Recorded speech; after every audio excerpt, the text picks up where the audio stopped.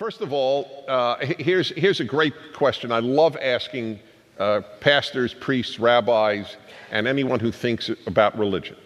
What's the greatest sin in your religion?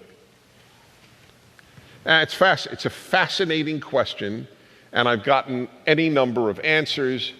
And I know from my religion, you could wake up a traditional rabbi at 3 a.m. and say, "Rabbi, what's the greatest sin in Judaism?" And he'll give you the same answer.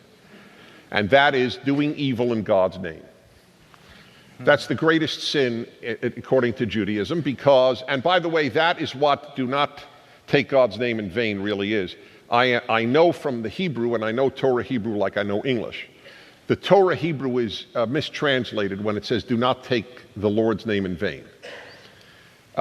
And I'll prove it to you and just end with that because it's so important. I'm on a crusade, if you will, to give the correct, what I believe is the correct explanation of that commandment. Because it says, to prove to you that it can't mean, and this is the way most people understand it. If I say, "Oh my God, did you see that home run?"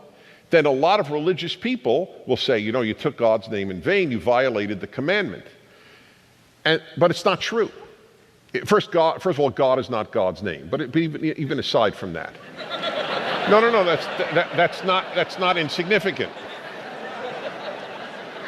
And I tell this to my Orthodox Jewish friends who spell God G-D, and I go, "Why are you doing that? God isn't God's name." But okay, be that as it may, here is the proof that it can't be that. It is the only sin in the 10 Commandments that God says he will not forgive. He's going to forgive murder, theft, adultery, lying in court. He'll forgive, but not saying, "Oh my God, what a home run." This is a very, very silly God, in my opinion, and I am convinced God is not silly. That's one of my basic beliefs. In fact, I know, but I already have a title for a book I never wrote, but which would really annoy a lot of religious people. It would be titled, "God Has Common Sense." Because religious people often portray him as not having common sense, and in my opinion, that's one of them. God will forgive everything except saying, "Oh my God, what a great piano recital. You took his name in vain." So it can't be that. It can't possibly be that. So what is the Hebrew? The Hebrew is "Lo tisa et shem Adonai Elohecha lashav." It's not take.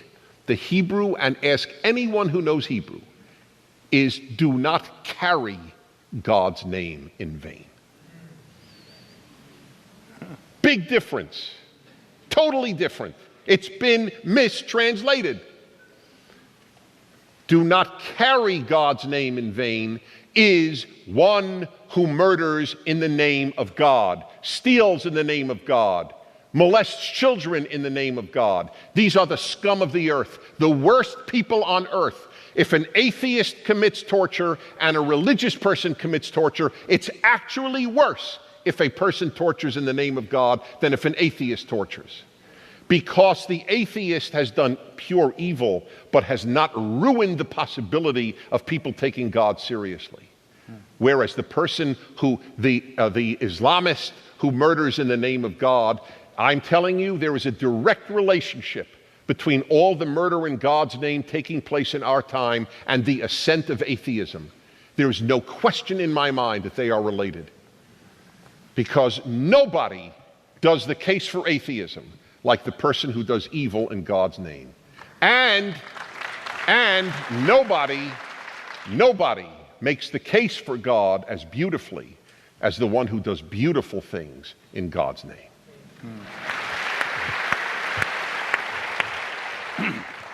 By the way, and I didn't welcome you to the South because people that are Southerners, we try to be humble about it. But when you were going through your thing where the translation was incorrect about the take and the carry, people up north say, "Will you take me to the store?" People down south say, "Will you carry me to the store?" So.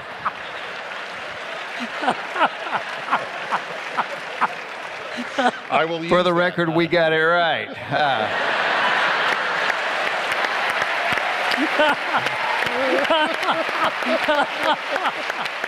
That was great. That was just great.